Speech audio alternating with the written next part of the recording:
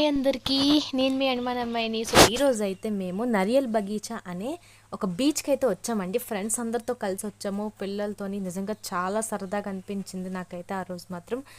చాలా రోజుల తర్వాత అయితే బయటకు అయితే వచ్చానండి, అది మా హస్బెండ్తోని. అండ్ ఇలా ఫ్రెండ్స్ని అయితే కలడానికి అయితే వచ్చామన్నమాట.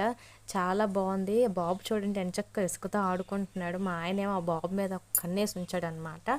ఇటు అటు వెళ్ళిపోతాడా లేకపోతే నోట్లో ఇసుక పెట్టుకుంటాడా అని.